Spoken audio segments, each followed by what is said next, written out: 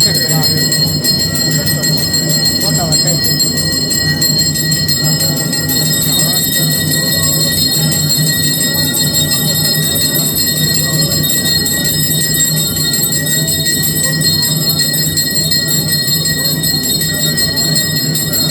இதுக்கு மேலே அவங்க கவர் பண்ணாமல் இருக்கும் அம்மா மட்டும் அப்படி சொல்லுங்க விடுங்க விடுங்க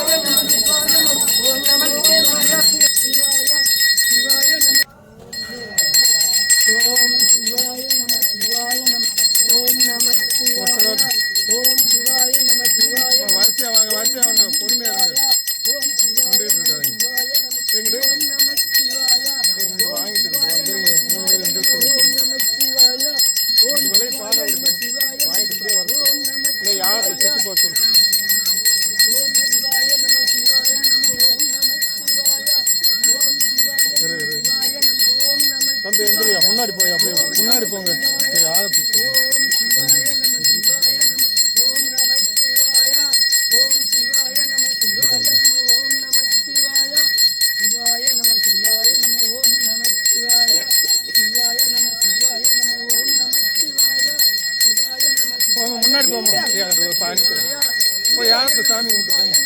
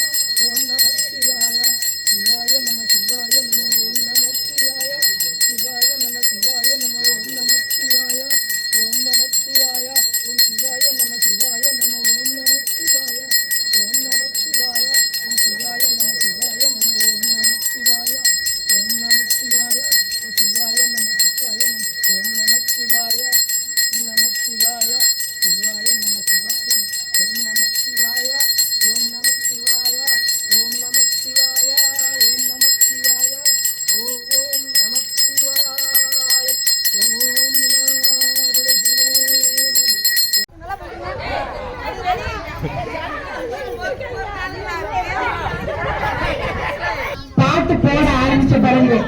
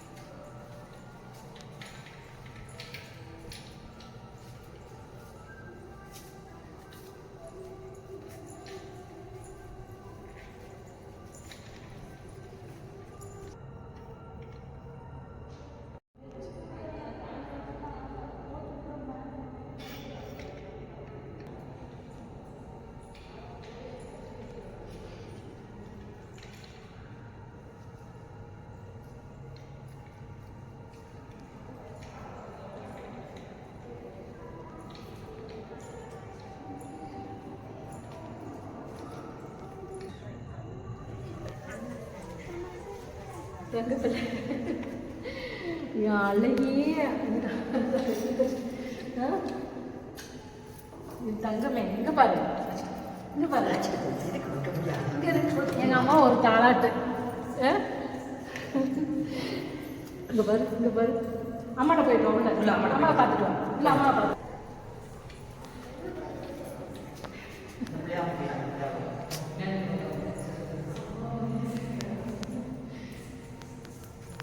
சாமி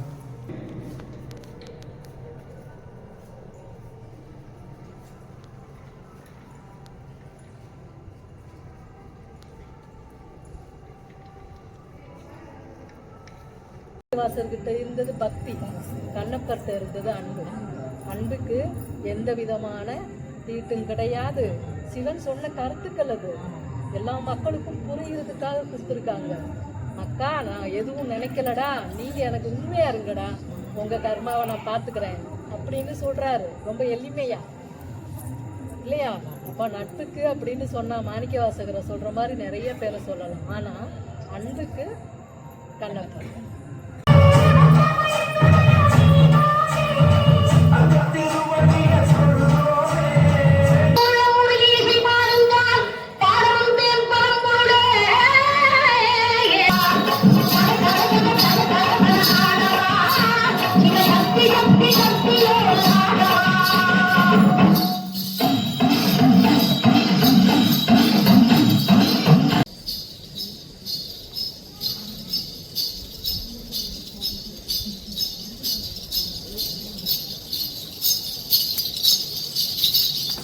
அதான் சொன்ன நேரத்தில் போட்டு காலில் வந்து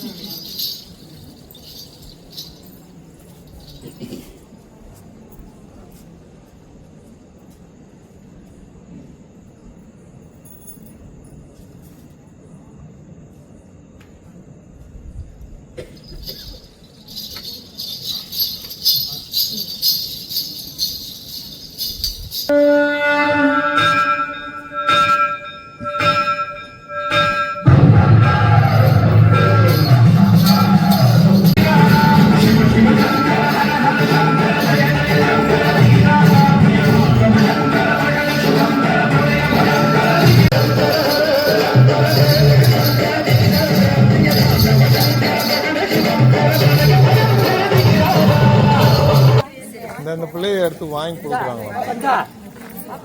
கத்த கத்துனாங்களே. அப்படியே உட்காருங்க உட்காருங்க.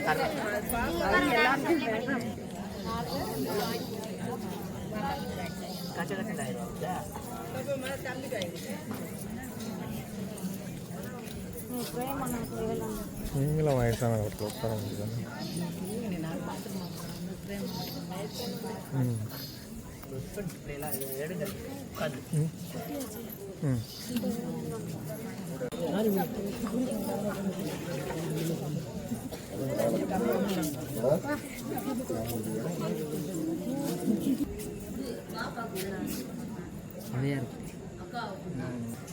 நினைக்காத நேரமில்லை வடிவேலனே, இங்கு எனக்காக யாரும் இல்லை சிவபாலனே. நினைக்காத நேரமில்லை வடிவேலனே, இங்கு எனக்காக யாரும் இல்லை உணர்ந்தேன். எங்கும் உங்கள் சொற்படமையா முருகா, என்னும் நற்புறமையா. எங்கும் உங்கள் சொற்படமையா முருகா, என்னும் நற்புறமையா. என்றென்றும் நான் மரபேன் உன்னரு குமரா, என்றும் உன்னரு முருகா. நினைக்காத நேரமில்லை வடிவேலனே, இங்கு எனக்காக யாருமில்லை சிவபாலனே. ஓடுகின்ற நதிகள் எல்லாம் உன்னருள்தானோ, இங்கு ஓங்கி நிற்கும் மலைகள் எல்லாம் உன்னில்தானோ. நீல நிற வானமது உண்மையில் தானோ, அங்கு நீடும் மேக கூட்டமும் நன்னோவியந்தானோ. யாவும் உந்தன் திருக்கோலமே.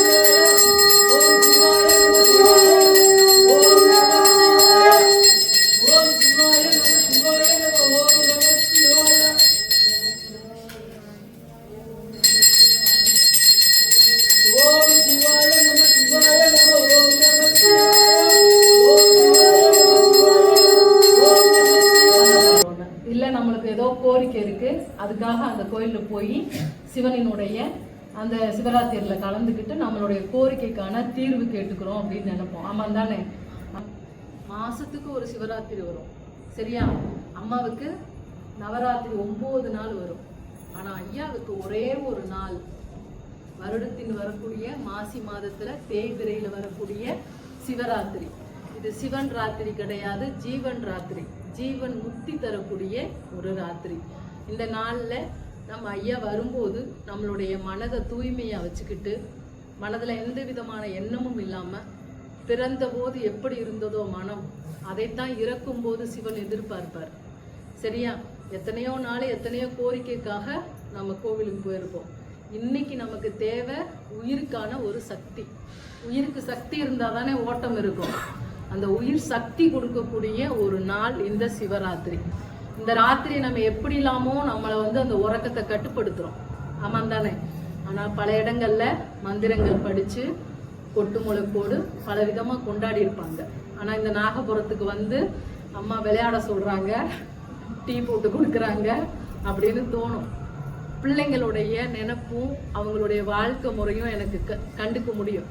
இப்போ அவங்களுக்கு என்ன மாதிரியான ஒரு பக்தியை கொடுக்க முடியுமோ அப்படிதான் நான் கொடுப்பேன். எனக்கு மந்திரம் தெரியுன்றதுக்காக நீங்களும் மந்திரம் சொல்லுங்கன்னா சொல்லுவீங்களா? செச்சோ இந்த நாகபுரம் அடுத்து கட்டு விளையாட சொல்றாங்களா?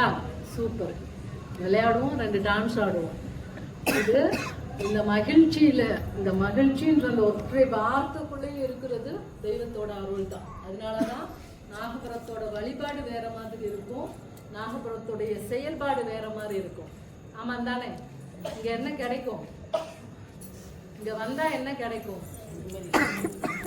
பொய் சொல்லாம என்ன கிடைக்கும் டக்கு டக்குன்னு சொல்லணும். நான் என்ன நிம்மதி கிலோ கணக்குல கொடுத்துட்டு இருக்கேன். என்னது வாங்கிக்கல? அப்படி கிடையாது. எனக்கு இந்த கோவில் வச்சு பார்க்கணும், மந்திரங்கள் சொல்லி கொடுக்கணும், இங்க வழிபாட்டுக்கு நிறைய ஆட்களை இறக்கணுங்கிறது என்னோட எண்ணம் கிடையாது. என்னுடைய எண்ணம் உண்மையா ஒரு தாய் வீடா இந்த இடம் இருக்கணுங்கிறது என்னுடைய வைராக்கியம். கொஞ்சம் நஞ்சம் இல்லை, என் வைராக்கியமே அதுதான். எங்கேயோ ஒரு ஊர்ல இருக்கும் ஒரு பொண்ணு, தக்கலைக்கார பிள்ளை எங்க காணும். அவங்க வீட்டுல ஒரு பிரச்சனைனா வாயில வர ஒரே வார்த்தை, நான் அம்மாட்ட போவேன். ஆமா தானே? யாரே வரும், ஆனா தோணும் போது நான் அம்மாட்ட போய் இருந்துடுவேன். அந்த ஒரு எண்ணம் எல்லார் மனதிலும் இருக்கணும். அதுதான் எண்ணம். பக்தி வேற, மந்திரங்கள் வேற, பாசங்கள் வேற, சரியா? இங்க வித்தியாசமா இருக்கும். ஆனா இங்க இருக்கக்கூடிய பாசமும் சக்தியும் உண்மை. அம்மா இங்க எப்படி உட்கார்ந்துருக்கா?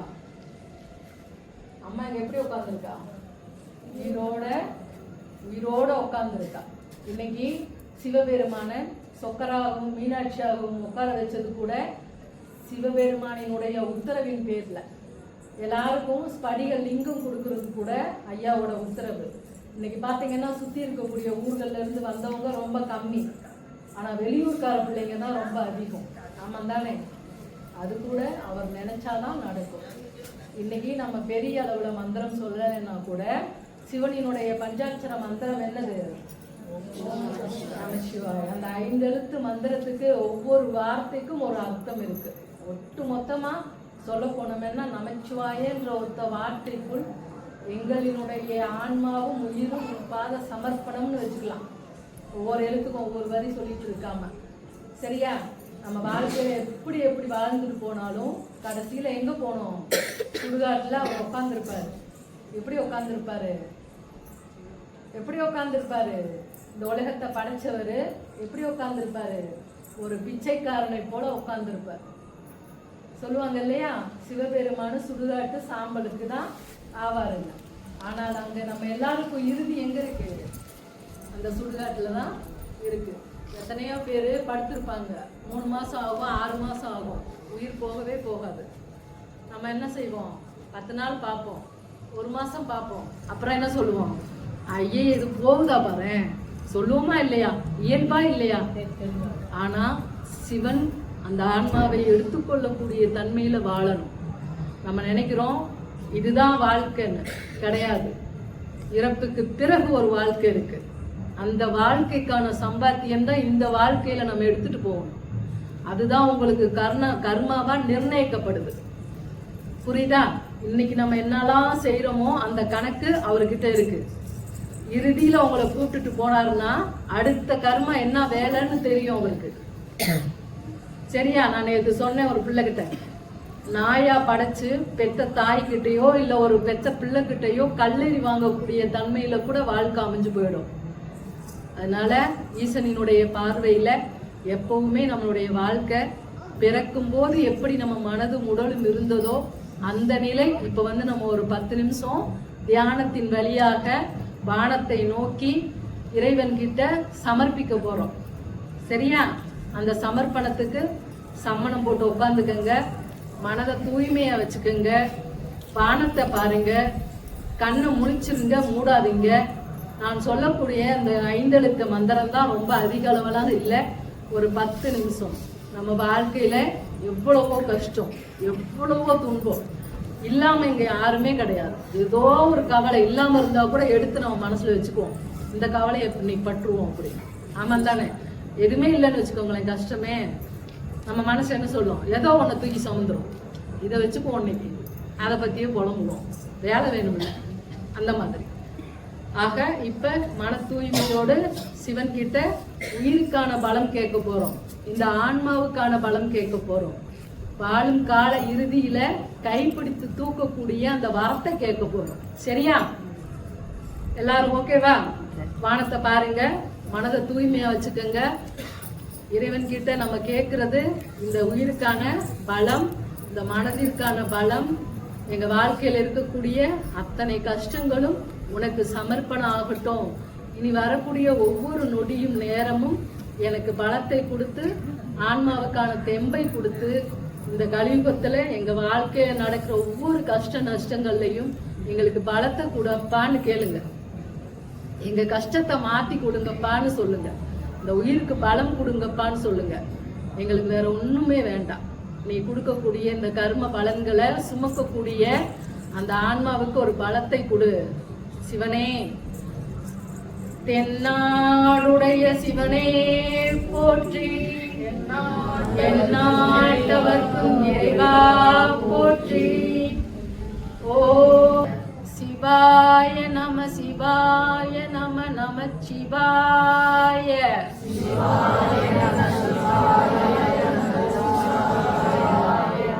ஓம் நம சிவாய.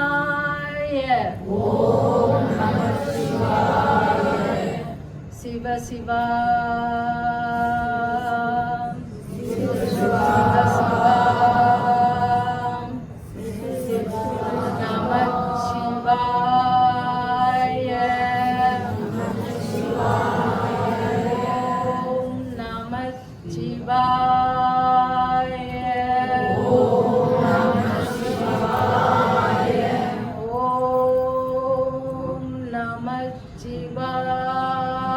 சிவாய.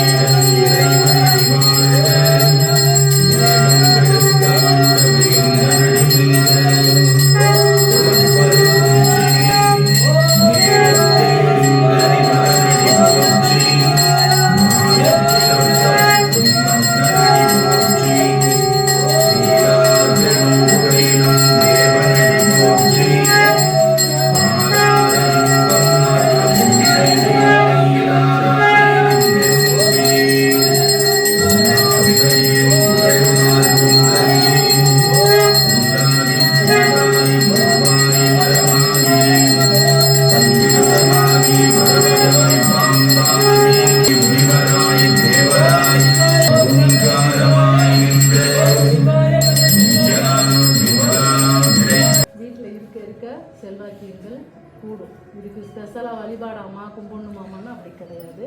நம்ம வீட்டில் கொண்டு போய் பூஜை அறையில் வச்சா போதும். சரியா? நம்மளுடைய எதிர்வினைகளை எல்லாம் அது உள்ளே விடாமல் பார்த்துக்கிறதுக்கு பாதுகாப்பு அதுக்கு இருக்குது. சரியா?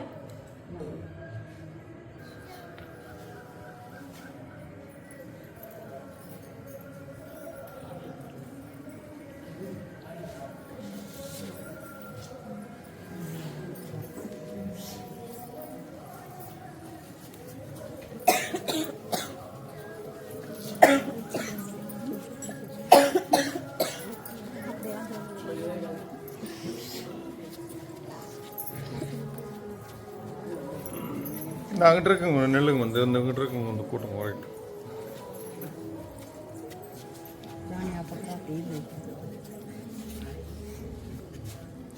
நீங்கள் 4 பேர் இந்த பக்கம் கூட வரல. இப்படி வாங்கிட்டு போக பாதை விட்டாங்க.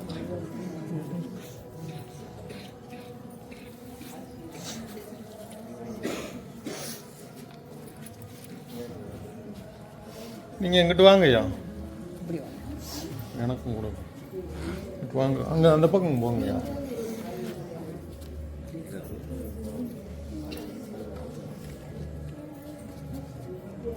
ஓ வீடியோ எடுக்கிறவனுக்கும் வழி ஒன்று பண்ணுறேன். என்ன இன்னும் நீங்கள் 2 பேருங்கிட்ட கொஞ்சம் தள்ளி வாங்க. வீட்டில் ஒரு ஆள் வாங்க சொன்னேன், உங்கள் மனைவி வாங்கிட்டு போயிருக்காங்கல்ல, நீங்கள் மட்டும் வந்தீங்களா? இந்த இவர் கூட தான் அவங்க மனைவி வந்து. ஓ அப்படியா, சரி சரி சரி சரி.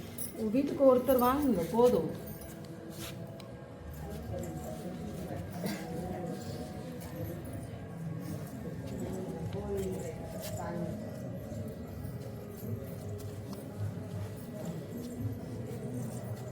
உங்கள் மாமா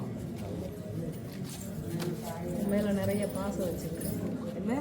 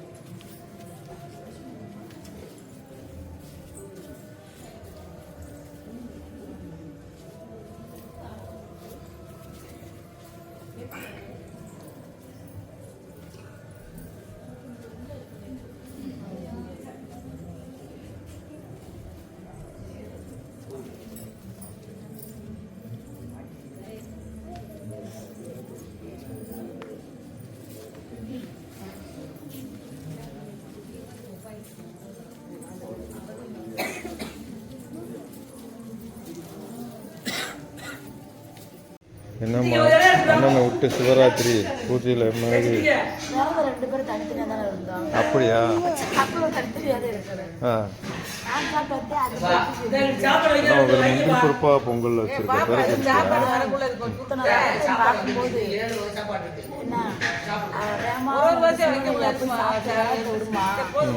அப்படின்னு சொல்லிட்டாரு. பயமா டாக்டர் ஃபேமிலியை விழுந்து கொஞ்சம் கவனிப்பா. டாக்டர் கொஞ்சம் விழுந்து கவனிக்க சொல்கிறேன். எப்படி நாள் உன் பிரியப்பட்டு விழுந்துக்க. நான் சொல்லிட்டேன், நீ கிண்டல் ஏழாயிரம் பண்ணிக்கூடாது. எப்படி டாக்டர் இருக்கு? இன்னும் ஒரு வாய் கூட வைக்கலையே சாமி அப்படின்றீங்களா? ஆஹா, எப்பமா டாக்டர் ஒன்று சாப்பிடுமா? நீங்கள் சாப்பிட்டீங்கன்னா எனக்கு வயிறு நிறைஞ்ச மாதிரி.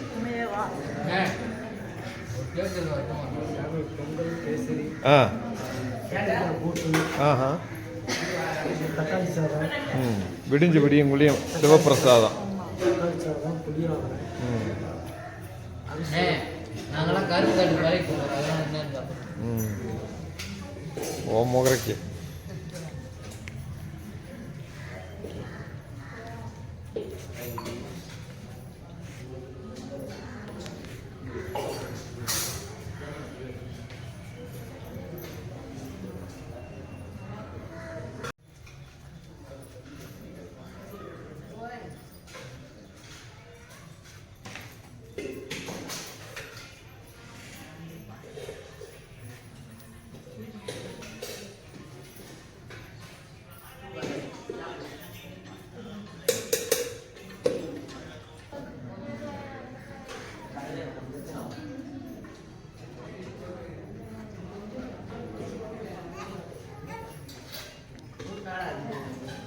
என்ன சொல்றேன்